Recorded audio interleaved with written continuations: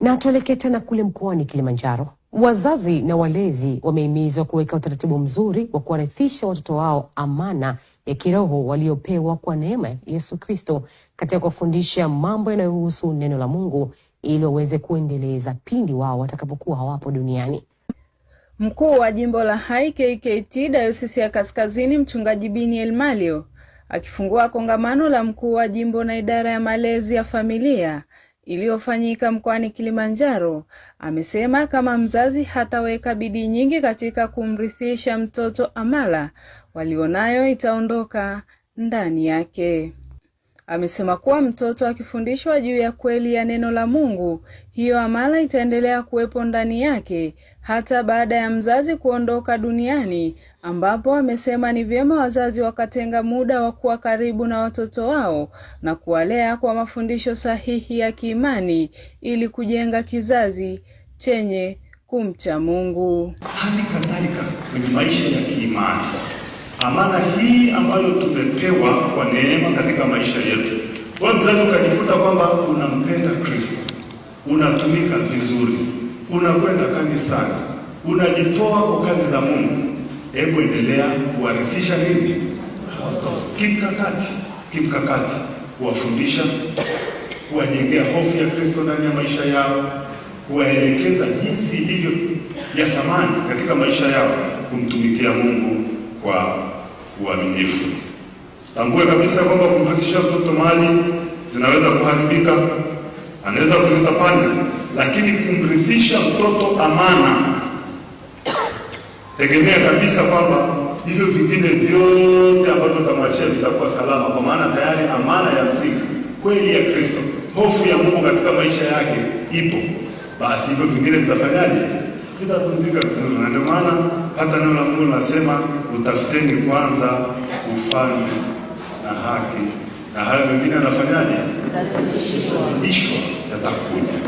Akifundisha neno la Mungu katika kongamano hilo, Mchungaji Dominic Mushi amesema malezi ya familia ni jukumu la kila mzazi, hivyo anapaswa kuhakikisha kuwa wanawajenga watoto katika matendo ya kumtumikia Mungu.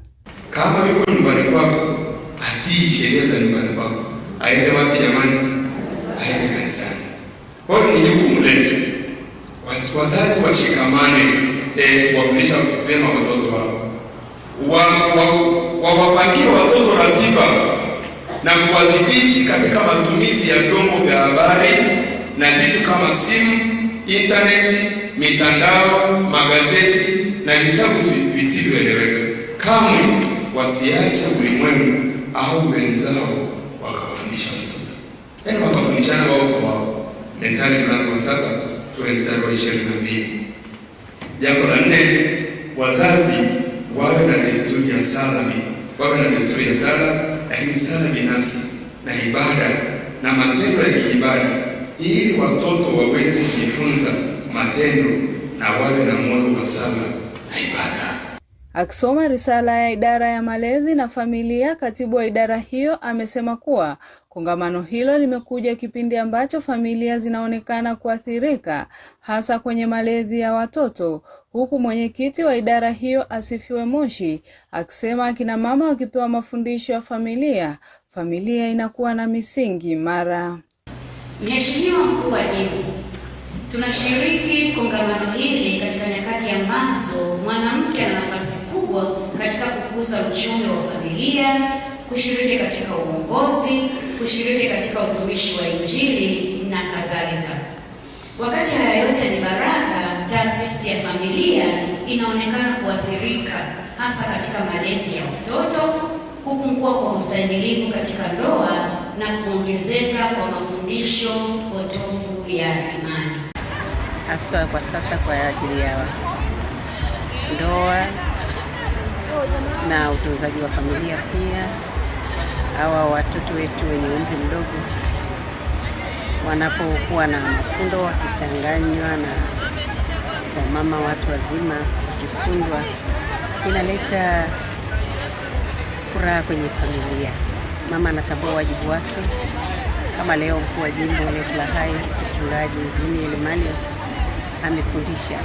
Kwa upande wa washiriki, Walioshiriki katika kongamano hilo wamesema kuwa kwa sasa malezi ya watoto yamekuwa na changamoto, hivyo kukutana kwao itawasaidia kuzungumza na kujadili jinsi ya kuweza kuondoa changamoto hizo. Nimefurahi sana kwa masomo yaliyofundishwa, kwa sababu haya masomo yaliyofundisha yanatujengea uwezo zaidi wa jinsi wa kuwafundisha wale tunaowaongoza, tukianzia yale watoto wadogo hadi yale marika ya juu kabisa. Tumejengea uwezo mkubwa sana kwa ajili ya kusaidia jamii inayotuzunguka na wale wanaotutegemea sisi. Tunamshukuru Mungu, ametukumbusha sana juu ya malezi ya vijana wetu. Kama tunavyojua sasa hivi malezi yamekuwa changamoto. Kwa hiyo tunapoitana wamama wengi namna hii, tukakumbushana pamoja na viongozi wetu, tunawiwa kurudi tena upya katika maadili yale ambayo tunahitajika kuyaishi. Tuwalewe vijana katika njia hiyo wapasayo, na wenyewe hawataiacha hata watakapokuwa wazee. Kutoka hapa wilaya ya Hai mkoani Kilimanjaro, mimi ni